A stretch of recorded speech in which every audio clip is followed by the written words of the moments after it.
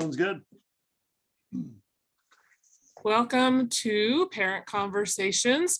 Today is week 2 of our parenting series. We're going to talk about communication skills today. We have Tim Keady from USU Extension with us again, and we are so grateful to have him with us and that he can share his knowledge and his expertise. We're giving shout outs to the public health departments that make Parent Conversations possible. Thank you, Bear River Health Department, Davis County Health Department, and Central Utah Public Health Department, without whose grants this would not be possible. And that didn't sound right, but we're going to go with it. It's been a Monday, so welcome everybody. If you have comments or questions, you can feel free to raise your hand or just unmute yourself and interject something when you feel it's appropriate. And if you're too shy to do that, you can always type something in the chat and I will interrupt. So I have no problems interrupting. Okay, Tim, thanks again for being here. We're going to shoot it over to you and let you get started. And we look forward to hearing what you have to say. Okay, very good. Well, thank you guys again for coming and for inviting me to do this. I'm losing my voice again, so just be a reminder of that. But as Megan had said, please ask questions. We mean this to be interactive, not just me lecturing to you. So please make this to be something that you enjoy and gain good knowledge from.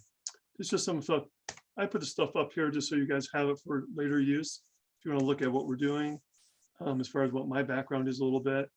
But objectives for today, we're going to talk about importance of physical and mental health in individuals and families. Kind of become familiar with some of the basic human needs. I'll be introduced to resilience and self-esteem, and create a plan to assist your family in improving their mental and physical health.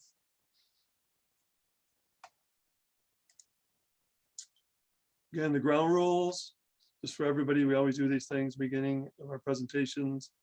Respect groups' time, person, ideas, families, be kind, show compassion. But we also want you to share your success. If you find something that you're doing that works, let us know. Limit disclosure of sensitive topics. Participate as you feel comfortable. And then just keep confidentiality of the group important. Just want people to feel comfortable talking about some things that may be a little bit unusual or different, and not have to feel like they need to kind of check themselves at the door with some of those information sharing topics. Okay, so we have some of these things we talked again last time. We talk about names, type of family structure, where you're from, what you hope to gain from attending. Some of you were participating last week. We did that last week. So I just want to go by really quickly, if you'd like to, either put it in the chat or tell us who you are, what name we can call you. The type of family structure, it's just interesting to hear different types of families that are out there, where you might be from, what you hope to gain from attending. So go ahead, we'll have, if anybody wants to talk, but give you a moment to even put it in chat. I'll reintroduce myself really quick and apologize. I said the wrong topic. I was looking at next week's topic. So the communication skills is next week, but yeah. So I'm Megan, the assistant director for My Discovery Destination. I'm at an interesting point in my life. I'm single and I'm an empty nester. Got 4 kids, 5 grandkids, and work for myself. Love what I do. So anybody else want to type in the chat and have me read a short introduction? I'm happy to do that, or you can unmute yourself. Shirley, you can share with us too. Yeah, I'd be happy to share. So just call me Shirley. I am an empty nester. My husband and I have 8 children together. I have 4 bio and 4 bonus children.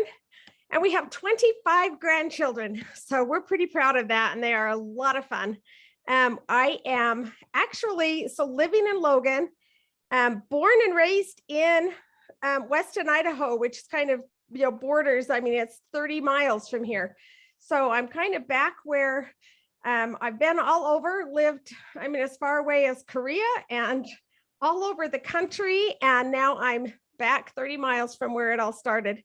And Tim is amazing. He has so much knowledge, and I just am very much looking forward to learning from him and gaining some of his knowledge. So that's me. Thank you very much. Okay, can I read from the chat box? That would be great. Okay, Catherine, she says from a nuclear family with 5 kids and from 7 months to 8 years of age. She lives in Tree Mountain currently. She's hoping to learn to be more intentional in her parenting. Very cool. Good. Well, I just go really quick. I'm Tim Keady. We have all kinds of different families we work with. We're also empty nesters.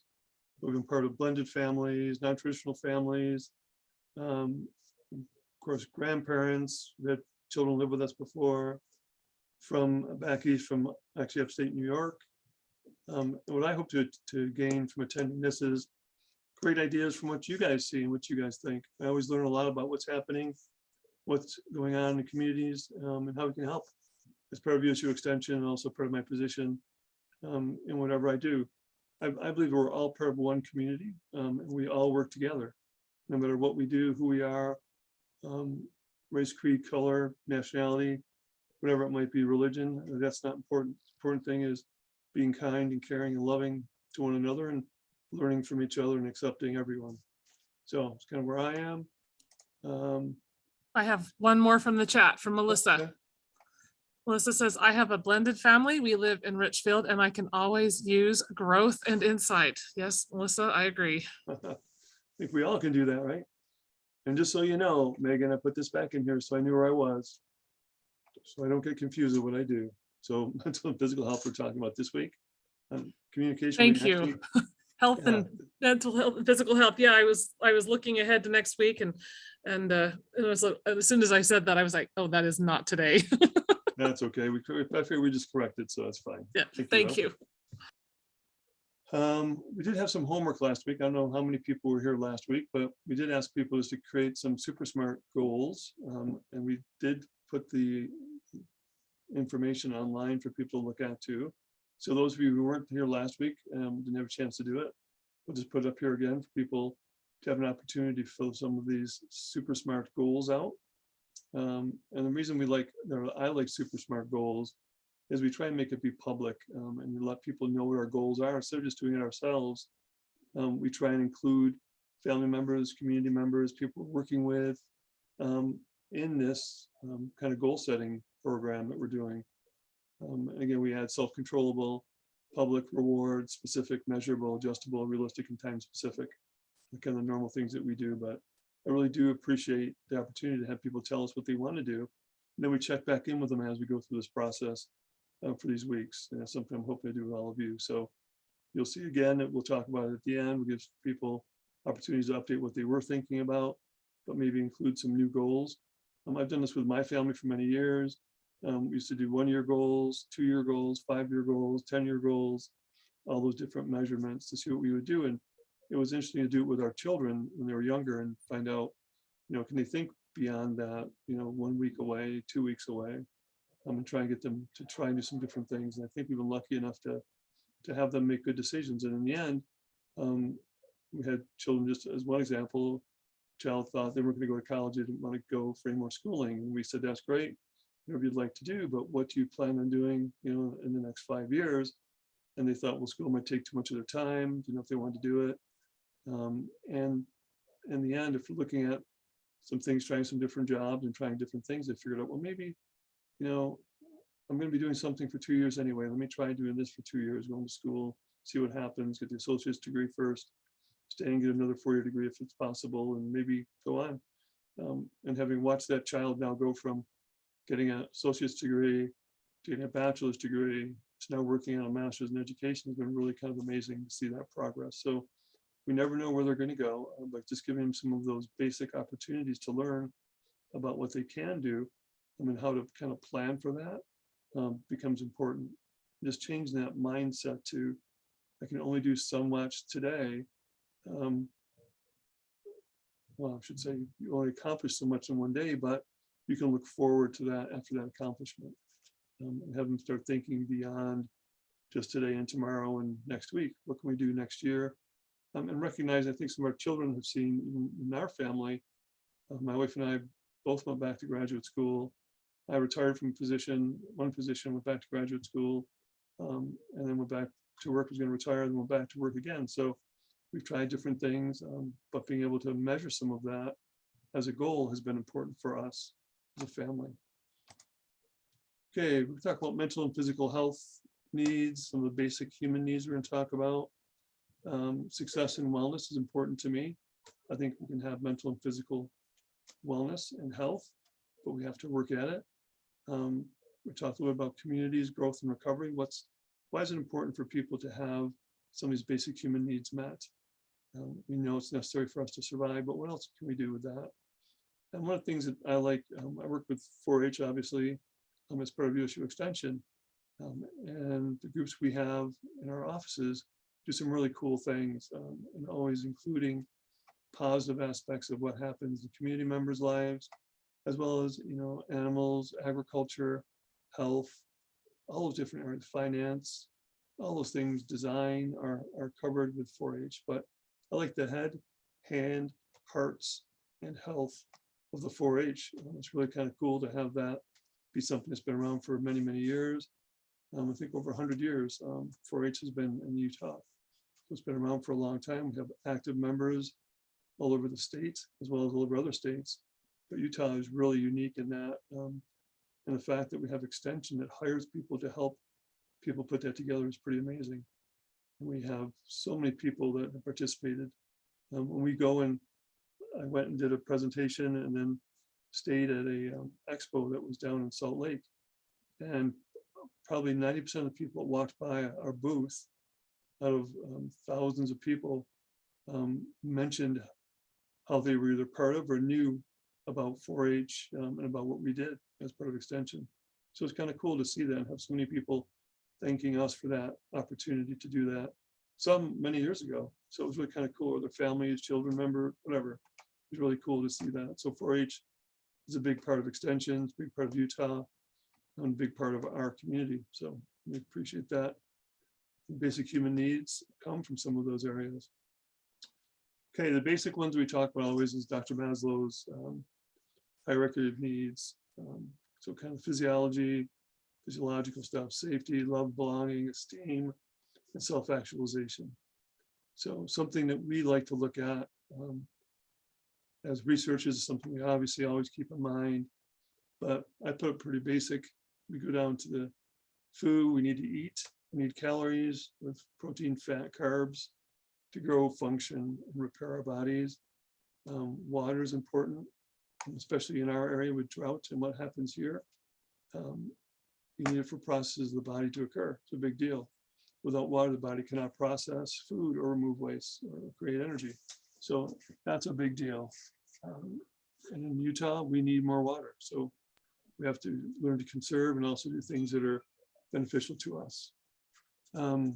Shelter, we need to have protection from the sun, wind, rain, all that, for our skin and organs, because they can be damaged from extreme temperatures.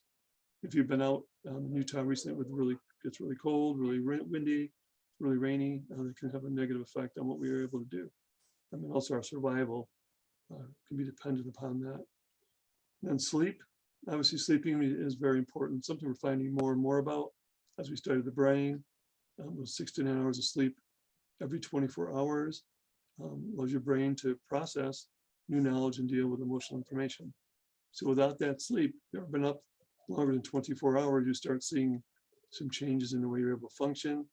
You don't feel well, lots of GI upset often, so gastrointestinal, nausea, vomiting, diarrhea, that can occur after even a short period of not sleeping. So something to think about.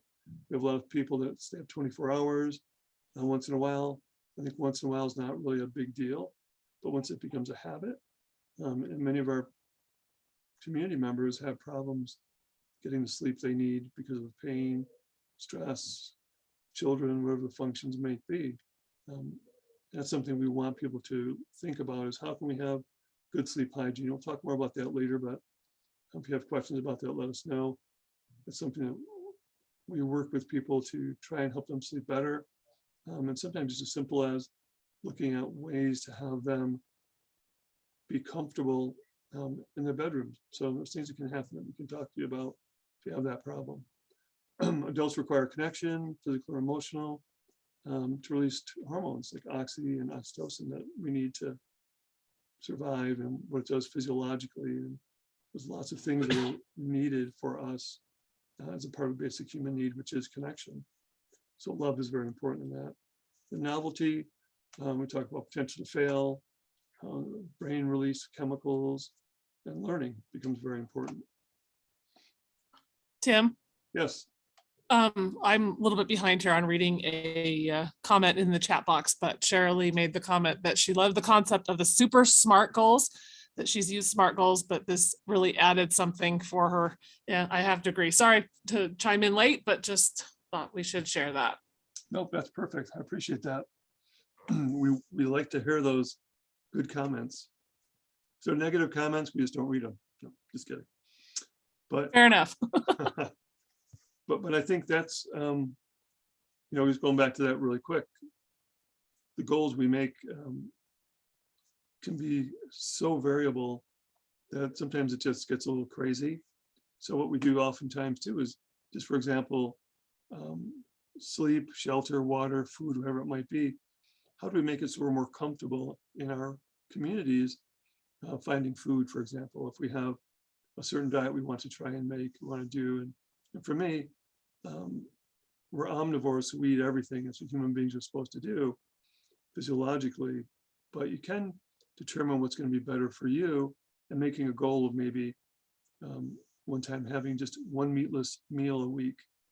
That's something that we've done in the past. We've done it actually with many university students, for example, whole colleges would set aside one day to have basically a diet without any meat in it. So with beans, legumes, those kind of things instead, to try something a little different and just to show people that there is the ability to eat without having meat. And that's something that we had goals and did some of that. So it's just an example of how to do that. Or I've had people have goals of, I want to be able to drink more water. How do I drink more water? Well, a lot of people say, well, I can't drink straight water. It doesn't taste very good. Water in Utah is usually pretty good in most places, but some areas it may have a different taste, especially if it's from a well.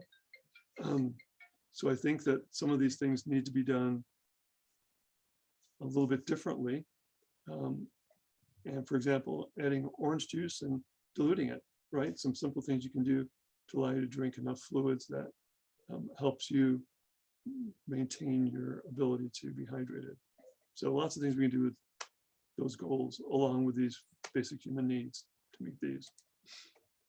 When we talk about, so basic human needs are a little different. We talked about those just really briefly. Any comments on the basic human needs? What you guys think of that?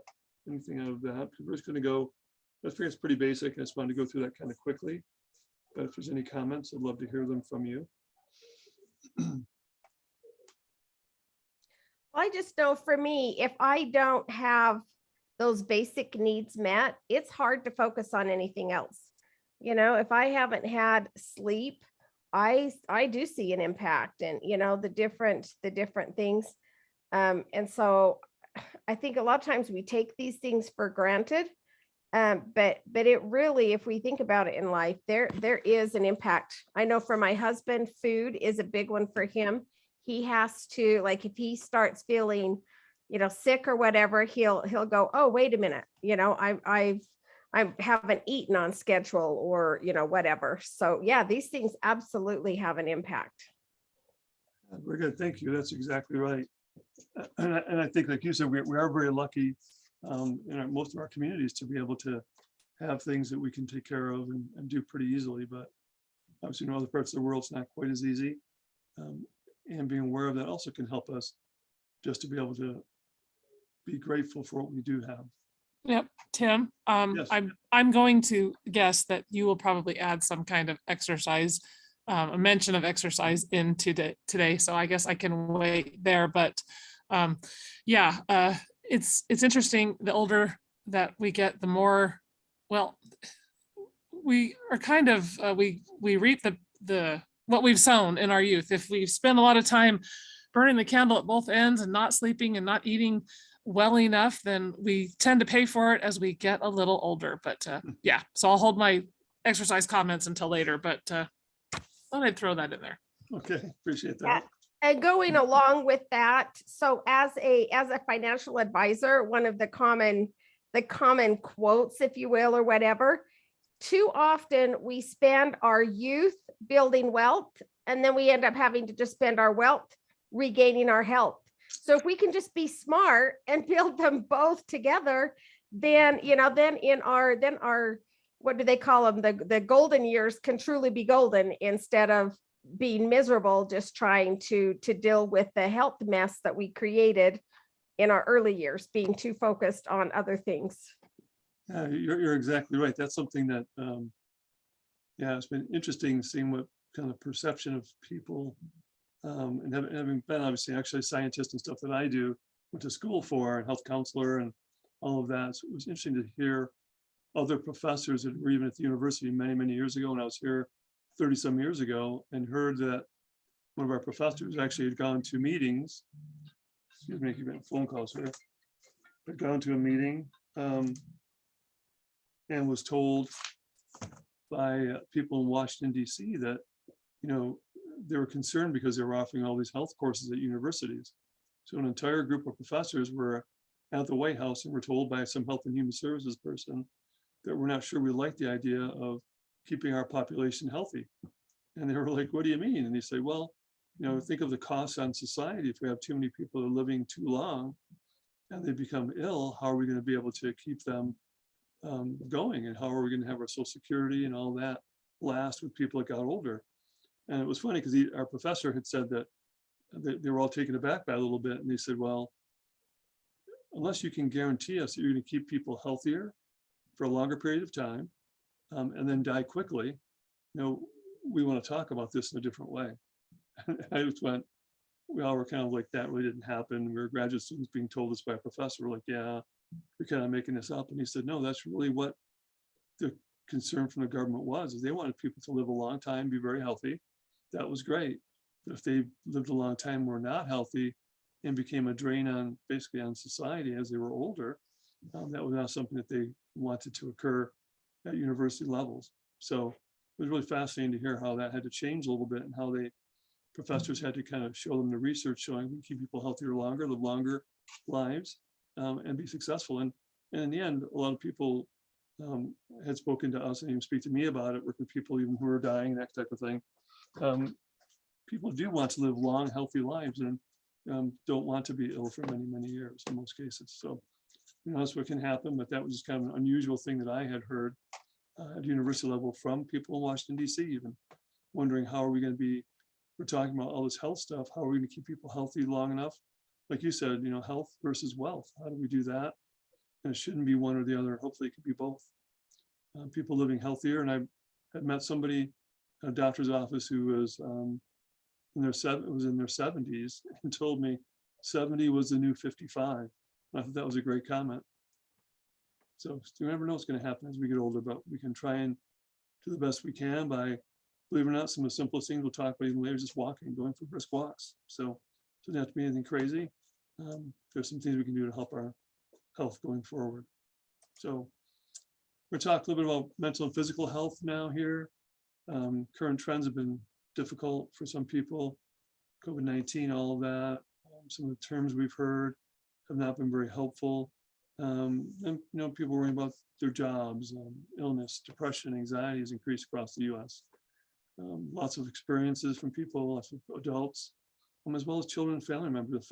If it affects an adult in a family, it affects the entire family, right? We all know that occurs. If it affects a child, it affects the entire family. So being aware of that becomes important also. We're talking about how do we help people with their mental and physical health. There are some skills, mental resiliency becomes important to me, positive psychology and physical activity are all things that we are hoping to talk to you about today a little bit further. Reasons for concern, you saw some of these things. 8 in 10 of adults say the pandemic was a source of stress. 3 in 5 said number of issues America faces is overwhelming. 48% of parents report stress has increased, so half. Obviously, a majority of adults experience undesired weight changes. Generation Z, colleges, college adults, makes planning their future feel impossible. 1 in 5 adults say mental health is worse than it was at this time last year. 8 and 10 Generation Z adults report not getting the emotional support they need. Okay, we've got mental health issues occurring. We've got a lot of people having problems. Sleep is becoming an issue for people. 67% of people said they're sleeping more or less than they wanted since the pandemic started, for example. So there's lots of things that have occurred in the last year or so. We'll find more of those as we go forward. And for me, mental health has been a big issue, especially with what I do with substance use and suicide prevention. So, that's been something that's been very difficult for many of the patients I work directly with. I'm going to actually change some of my work for the last year and a half or so because of the mental health issues that I experienced with the patients I worked with directly. So it was something that was necessary to do, but it was not what I expected, even from my position, to be doing for that long of time. Okay, so we're talking about resilience. People always ask me about resiliency. This is just kind of a way that we can talk about it. So we're all the same definition: the process and outcome of adapting successfully to difficult, challenging life experiences through mental, emotional, and behavioral flexibility and adjustment to external and internal demands. It talks about how you can adjust to adversities within your context, outside your context, with your resources, your coping strategies, resources and skills associated with a more positive adaptation, or people having greater resilience, can be cultivated and practiced. So I would call it psychological resilience. That's something that actually people live longer with. If you have greater resilience, you can actually show a statistically significant length of life longer by having that optimism. Okay, emotional resilience, the ability to adapt to stressful situations and cope with life's challenges. So resilience, method of adapting well in the face of adversity, trauma, tragedy, threats, or stress, relationship problems, health problems, workplace, financial stressors. Sorry. As much as resilience involves bouncing back, it can also involve profound personal growth. Okay, so physical resilience is the ability of an organism to respond to stressors that disrupt severely the physiological homeostasis. So that's something that we don't talk a lot about either, is there is stress when we're talking about any kind of resilience, and also in any kind of activity that we have, there's always a push toward and a push against. And so stressors can obviously be difficult, or they can be managed. And that's something that sometimes takes practice, takes skill, and it takes the ability to learn consistently as you grow. Because as you grow into new stages of your life, or even within your own physiological and mental status, that changes what you're able to do and what you're able to cope with. Developmentally, we're able to cope with more at a probably a little bit older age. And physiologically, we may be able to adapt to more a little bit younger age. So depending on how that works, we need to make sure that we're balancing both of those to the best of our benefits. So self-care is a legitimate practice for mental health and building resilience. Stress is just as much physical as it is emotional. Positive lifestyle factors like proper nutrition, ample sleep, hydration, and regular exercise can strengthen your body to adapt to stress and reduce the toll of anxiety or depression. So Megan, right there, that's kind of stuff we talk about with self-care. Those positive lifestyles are very important. I agree. Stress, well, I offset stress with exercise. So I've been doing it long enough and regularly enough that it's kind of part of my life. And if I miss a day or two, I notice. So I try and keep a regular exercise routine, and it helps me mentally and physically. That's good. That's what we hope people do. We'll talk a little bit about this a little bit later on, but like you said, doing something so it becomes just part of what you do. It's not unusual to go for a walk. It's not unusual to go play. And we'll talk even about just playing with your children, how important that can become. And people don't think of that as exercise in many ways. It's kind of fun when I ask people about their exercise and what they do, especially if we're talking about mental health, and they'll say, well, why are you talking about what I did with my children last night? And I said, well, how much time did you play with your children last night? And many times they'll say, well, oh, I went and played with them. I didn't, do any exercise. I just went for a walk with our children. We played on the swings or we went to the park, but I didn't get a chance to do much else. And I was like, that's what we have to start thinking about, is being really positive. That's a great opportunity for the physical and emotional and mental health resiliency of your family, as well as yourself, is going together to do stuff that's fun. And just going for a walk and having that bonding experience and having that ability to learn from that is very important. In addition, you really are exercising. And I don't know if we talked about this last time or not, but I talk a lot about parents, especially about mothers carrying their children, especially as they get older and as they're carrying them all the time. And it's just part of what they do. And to see a mother do things with, even 2 or 3 children in the grocery store and just balancing what goes on and holding one, carrying another, moving things around, and often by themselves. It's amazing. So 1 to 3 to 4 to 5 kids take care of them all by themselves. I've seen people travel with 2 or 3 children on their own, as males or females, and be able to adapt to that because they're just good parents. They're used to doing it. But then I think of the physiological stress that's on that person from carrying that person on their hip, on their side. All of that becomes very interesting to me as an exercise scientist, to try and study how strong are parents, how strong are people that actually take care of children. They're pretty strong. I was going to say, as a grandparent, I've got 5 grandkids, and I have 2 granddaughters that are 3 months apart. One's just beyond 2.5 and one's not quite there. And they live locally and they are constantly asking me to pick them up and carry them. So even as a grandparent, you can get that kind of exercise. We also had Catherine talk about stress a little bit. She said it can be helpful to remember that not all stress is bad. Stress, when managed well, can push us to improve and do more than we would without it. Yep, we have a whole conversation about eustress, or good stress, eustress. We think that's very important. It's part of what we do. It's part of our lives.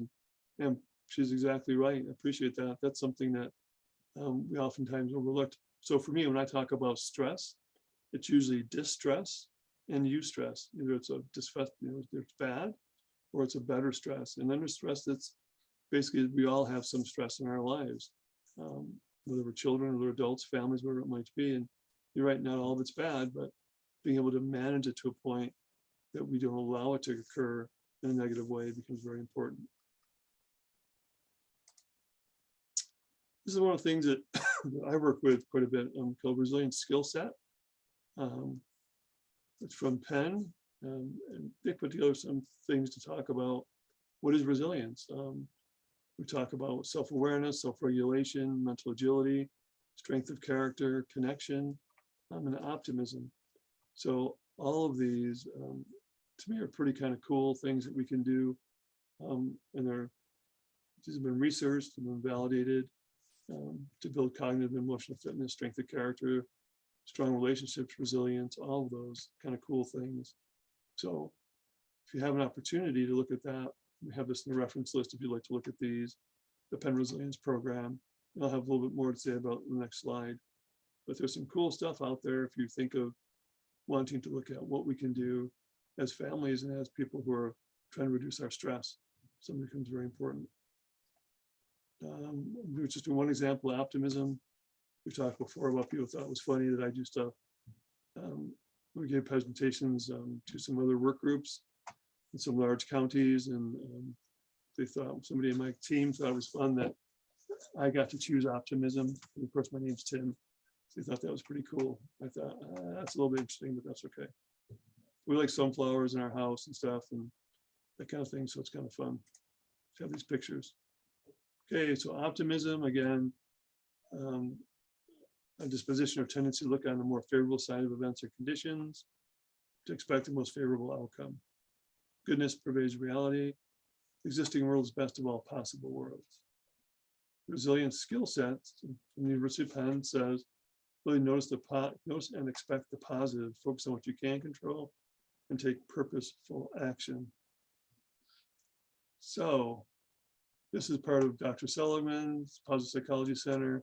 This just is information, is research.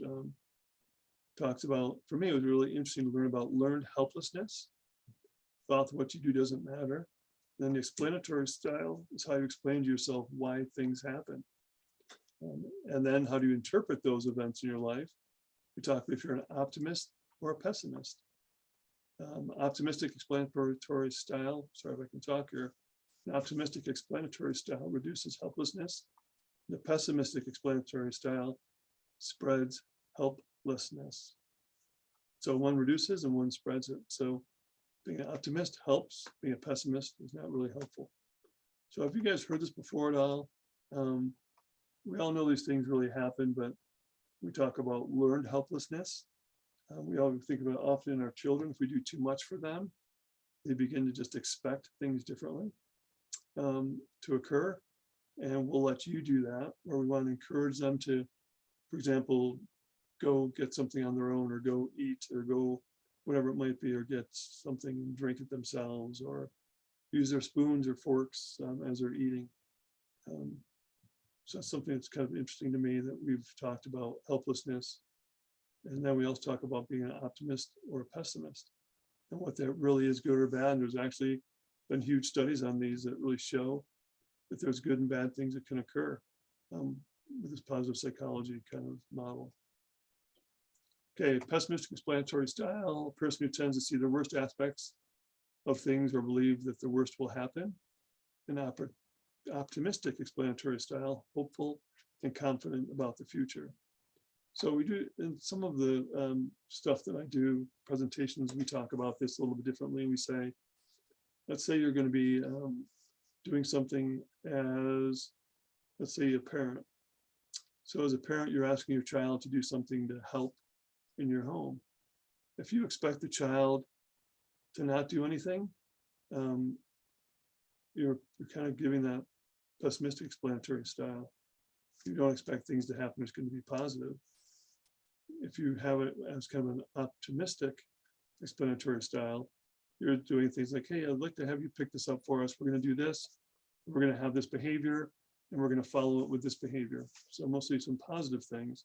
So please help pick up the toys at this time, and we're going to go for a walk afterwards after we're done. So we're kind of, and you're kind of setting that up as a little bit different. You're expecting that you're going to be hopeful and confident about the future, what your children will do. So that's just a simple example. We do it with workplace. We do it with students. Just ideas of how can we get the best thoughts out of what we're doing with our family and our friends and neighbors.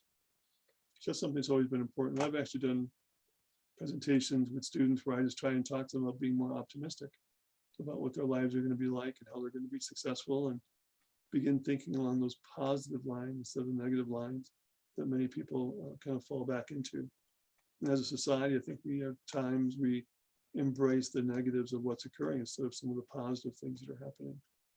Some of that's just what happens, what we hear about, you know, obviously with all stuff that's going on in Ukraine, horrible things are occurring. It's hard to be really optimistic about what's going on in the future.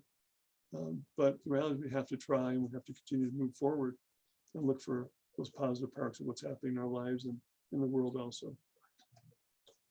Okay, now we're going to try and switch tracks a little bit and kind of go to kind of physical health and what occurs, especially talking about families and what can go on. Inactivity contributes to 1 in 10 premature deaths. I think it's fascinating to start looking at dollar costs of healthcare with physical inactivity. 117 billion was an estimate that was done a couple of years ago.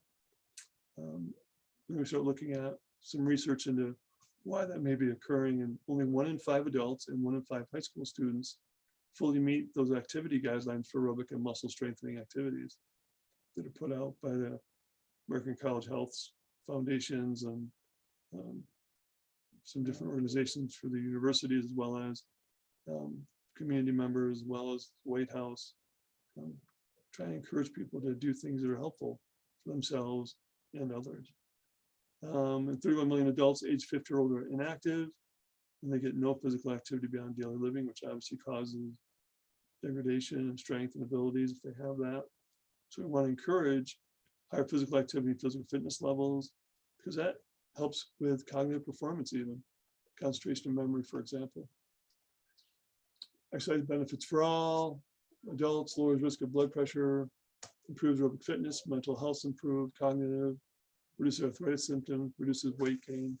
Weight gain is a big deal as you get older, because as you gain more weight, your body can't support that weight. It can cause significant problems, as well as high blood pressure, diabetes, all of those things go along with weight gain. Benefits for healthy aging: reduces the risk of falling, improves balance, improves joint mobility, extends years of active life. Again, want to be active into our later years. Prevents weak bones and osteopenia, muscle loss, all those kind of things. Delays onset of cognitive decline. So this kind of flown through a lot of this information here, but if we have a break for a second, I'll just take your time for a moment. If you have children with you, or anybody with you, there's some simple things we can do. Talk about standing or doing something every 30 to 60 minutes. When you're at a desk, or in a chair, whatever you might be doing. But there's some simple things that I encourage people to do always. Something as simple as stand every 30, 60 minutes, go for a walk, walk in place if you can't get up somewhere else. Simple body stretches, just stretching your arms, moving forward, sideways, whatever it might be, just very simple kind of movements. You can talk about Tai Chi, all those different things that people do there. There's lots of movements that can be done, but it can be just as simple as moving yourself for just a moment for those 30 seconds. And then I encourage people to do things as simple as 10 jumping jacks, 10 push-ups or isometric wall push-ups, sit-ups or standing ab crunches if you can, or can't sit down, and 5 to 10 squats, just simple squatting activities that can be done. Tell people try some of these and see if they return energized and how do they feel after they're done doing that. So I try this with students, faculty, staff, parents, adults, whoever it might be, and we can see actually changes in their physiology as they do this. Just very simple activity. And I see it over a period of weeks if I have them do it every day. So every time you stand up, every time you have a break, doing something a little bit different. Obviously, if you're in a big office, it's hard to do a lot of these things without getting sweaty or anything, but just do some simple things that you can within your realm would be helpful. And there are lots of things we've done. We've done things for exercising in chairs, exercising in your office, stretching in your office. There's lots of available YouTubes and things available for that type of thing if you like it. We have more information if you like on that also, but just doing some simple things like that is important. If you have children, lift your child up a couple of times, do something with your child, do something with them, follow them, go on a walk, play hide and seek for a moment. Lots of things you can do as a little break in your day. Exercise helps keep your psyche fit. It's beneficial, low cost treatment for depression. May help in other things also. I'm not sure for the mental health issues. Talked about this already. Decreases the risk of heart disease, stroke, cancers, lowers blood pressure, metabolism is improved, reduces problems with diabetes, helps with bone density. Bone density is very important as people get older, especially females. Losing that bone density because of hormone loss and changes. So being strong is very important. Improves your immune system, which is a big deal. It's good for your head. It's the third successful alternative after meds and psychotherapy for treatment of clinical depression. Pretty amazing. The studies are actually showing that now. Also, research studies show that exercise can assist with anxiety, self-esteem, weight loss, addictions, maintenance of cognitive mental functioning, treatment of serious mental illness. So it's so simple, just exercise. People going out and doing something that you like to do can be fun. It's antidepressant, again, lots of information just for later on if you want to look at this. Older people, depression was decreased with exercise. It's an equally effective antidepressant, male and females. Walking and jogging are most frequent forms of exercise research. So not crazy exercise, not, these crazy activities that people do sometimes that are just, I think it was intensity, very, very high intensity exercise, which is okay. If you're able to, but that becomes difficult for many people. CrossFit's a great exercise, great things to do, but I know that having watched as an exercise scientist and had people that I worked with and people that we dealt with as at university levels, faculty, staff, and students, becoming injured was really interesting because they just did too much. They needed to cut back just a little bit. The challenge was great. They loved working out with others and competing against each other every day. But we found that there's about time-wise, injuries really increased significantly across the board with some people. So being aware of that's important too, that you can be healthy, and be exercising and not be doing things that are going to put you at risk for injury. And that's something that many of us, especially if you were an athlete or exercised earlier in your lifetime, you begin to do things that you think are appropriate. You start doing too many things. You start after not exercising for a few years, or something happens right after an injury, and your first thought is, I can go do 100 jumping jacks again, or I'm going to go run a mile or 10 miles, whatever it might be that I was doing before I was injured. And that's just not physiologically possible. And I see more people get hurt and injured when they try and go back to exercise than when they actually were exercising, because they just do too much. They feel good and go beyond what they should be doing. So I used to write exercise prescriptions for people. I would write them. So we begin very slowly, and people get frustrated and say, it's too slow, I need to go faster. And I would remind them that we have a long-term goal. We want people to be doing this for many years, not just for a short period of time. And if I could keep them patient, they'll become stronger and stronger and stronger, and not have those injuries that they saw others experience. So lots of things that we can do with exercise. All right, so healthy habits to lengthen lives. There are things that we can do as an entire family, essentially, right? 10 years or so longer, people were living if they just follow some of these habits. They have 5. I had sleep, but that's what I do. I think it's a little bit different for me and for what I've seen. But healthy eating, 3.5 hours of moderate to vigorous activity every week.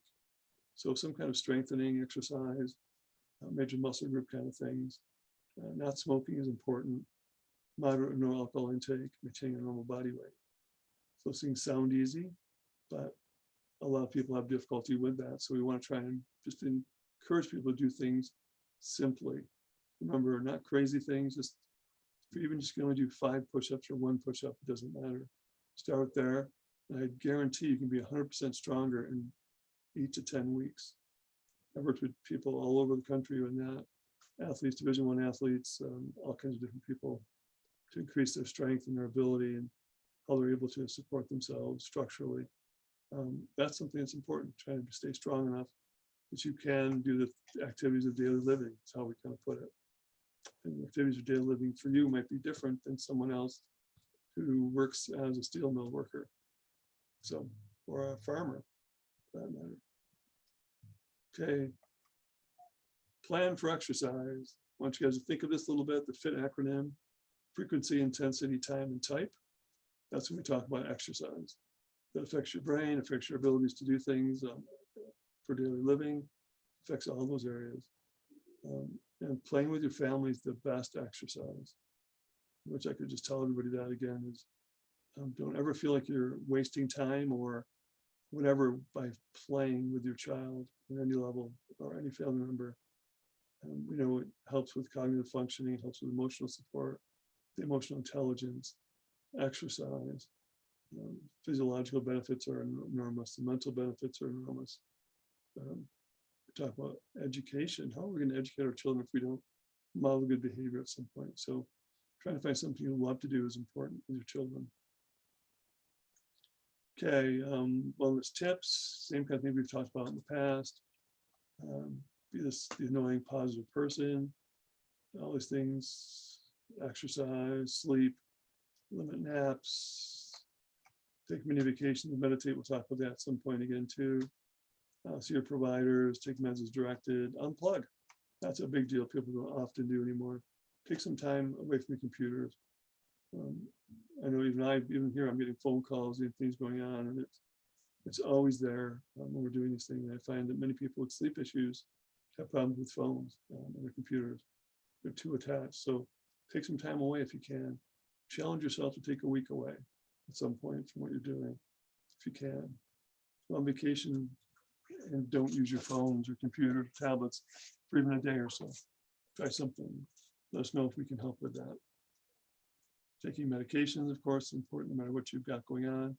Can extend your life as well as your mental health can be improved with that also. Homework, this is what we're going to have you guys do this time if you hadn't done SMART goals before, just to review what you did and see if you come up with any of the better ideas after we talk about some of these things. And then we'll talk about that next week. Those of you who weren't able to do it, talked about super SMART goals. You can see what we do here. Talk about having an impact on success in your lives, your career, relationships, families, all of that are part of what we do. Super smart goal structures, self-control, self-controllable, public, reward, you self-determine a reward for yourself after you've made that. Then back to specific, measurable, adjustable, realistic, and time specific. So there's all these fun things. And so I hope you feel after our presentation. This is kind of a really brief overview for kind of, we talk about mental and physical health. Separating up into families is not difficult, but there's just a lot of information on what we can and want to present on that. So I kind of just broke it up into how can we have a little greater knowledge of what's going on when we're talking about our mental and physical health. We have to know the basics, and then we have to know some of the things that are occurring. We'll talk a little more about some of those things being brought forward for us to be more successful with our families as we go through this series. So hopefully that was helpful. You have some good information from that. Any comments on what we just talked about?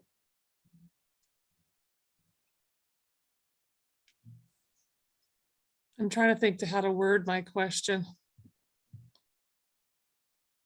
Any suggestions on, okay, for instance, today's been a Monday, and most Mondays are real Mondays lately. Any suggestions on how to be mentally ready for something that you know is coming that you don't necessarily want to have to deal with? It's actually a really good question. That's kind of one of those unusual things that happens to everyone, but nobody wants to prepare for it, right? We all want to do it. Right. And invariably, it's never as bad as I think it's going to be once I get started. I guess it's just the anticipation. Yeah, that's in some cases what we tell people oftentimes is make a list. So have your list ready, and you know you have to do that. So maybe do something that you like to do in front of it. So think of something that maybe isn't quite as daunting, and take that on first and have a good experience, or go for a walk or play with your child or your grandchild or something first. And then do the other activity that's going to cause you a little bit of distress. I like that. I'm a big list person. I can do that. Okay, so that's just kind of just a really quick idea of something we know helps people at times. Because you're right, when you become overwhelmed, that's what occurs. You basically begin to push away from things. And if you can engage with what you've done in the past, also think of what's your success been in the past. You know, how successful have you been with dealing with things that were that might be difficult. And obviously, because of where you are now, you've actually done well in the past. So thinking back on those, and maybe even just putting that down and saying, hey, I've had success. This is going to be a challenge, but I look forward to a challenge. Remember, think of a challenge as always the opportunity to move forward. We think of it that way, in a positive way, that becomes important. So that's saying it in the morning, hey, I've got some exciting things coming up. It's going to be difficult, but I have done this in the past. I'm going to do it again. And you start right in the morning or in the evening before. But I'll tell people, again, you like lists and things, you know, a strange opportunity here to talk about this, but review your week's calendar, like on Sundays, whatever day you have to begin your calendar, review your calendar and kind of prepare yourself mentally for what's going to happen. And then as you start thinking about what's going to happen in that week, start going to yourself, hey, I know I've got this coming up on Monday. I'm going to meet with this person. This person's a little bit of a prickly pear. I'm going to make them be happy about what I'm doing or how that works. You start preparing for each thing, again, not in great depth, but just thinking clearly about, this is not going to be difficult for me to do it. I can do it. I've done it before, and just continue going through it that way. And then every day, so basically you have an overview on Sunday. So there's an idea, whatever day works for you guys. Overview on Sunday, then every morning or every evening, reviewing your calendar again for that next coming day. And say, yep, this is what's coming up. I'm prepared. I'm thinking about it. And actually, believe it or not, as your brain starts thinking about that information, will actually clarify some thoughts you may have, and also may allow you to process information a little bit differently that you're receiving prior to that, to help you have a better clarity of what's going to occur when you do meet with that person or talk about that activity with someone else. Awesome. Got a couple of things from the chat. Let's see. Hang on, let me make sure I get them all. Yeah, Shirley says, I'm a big believer in the law of attraction, which would say that if we expect Mondays to be miserable, not only will they be, but we create them to be that way. On the other hand, if we start talking about Mondays as being a positive day, that will be very productive. That will be very productive. They will be. We create what we experience. I agree with that. Mhm.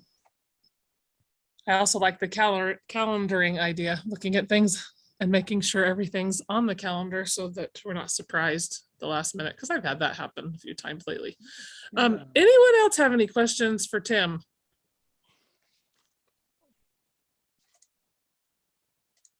Anybody want to put something in the chat? Okay, Lots Well- of great information. absolutely. Thank you, Tim. You're welcome. So it was kind of a quick overview of a lot of different things, but if you have more questions, let us know. We'll obviously try and answer that too, but I appreciate you Okay. guys for listening, and hopefully you have some good information that Yep. you can. Catherine Mm. Ellis just said, thank you for sharing. We look forward to next week. Remember, it's at noon, everybody. And That's next right. week, we'll talk about communication. That's right. We'll communication next week. Okay, thank you. We'll see you next week. Okay. Okay, thank you guys. Bye-bye.